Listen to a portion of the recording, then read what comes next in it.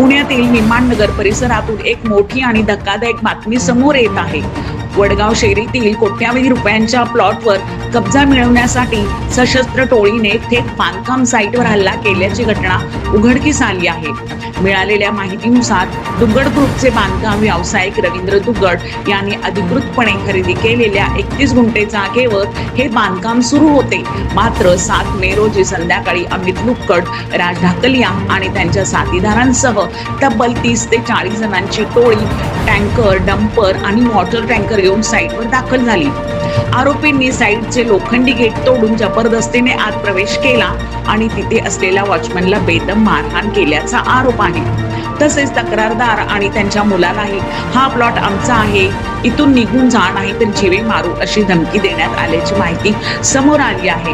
दरम्यान फिर्यादीच्या म्हणण्यानुसार अमित लुक्कड वारंवार मी कमिशनर ऑफिस आणि वरिष्ठ अधिकाऱ्यांकडे तुमची तक्रार करेन असे सांगत होता।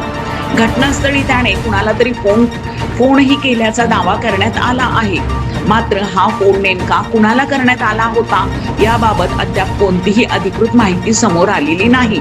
तसेच आर्थिक गुन्हा शाखेकडे अमित लुक्कड यांच्या विरोधात काही तक्रारी अनेक महिन्यांपासून प्रलंबित असल्याची माहितीही समोर येत आहे। मात्र या तक्रारीच्या तपासाबाबत अधिकृत भूमिका अद्याप स्पष्ट झालेली नाही। घटनेची माहिती मिळताच विमानतळ पोलीस घटनास्थळी दाखल झाले। या प्रकरणी अमित लुक्कड आणि इतर 30 ते 40 जणांविरुद्ध गंभीर कलमान्वये गुन्हा दाखल करण्यात आला आहे। पोलीस उपनिरीक्षक नितीन राठोड या प्रकरणाचा पुढील तपास करत असून शहरात वाढत चाललेल्या जमीन बळकावण्याच्या घटनेमुळे रिअल इस्टेट क्षेत्रात मोठी खळबळ उडाली आहे।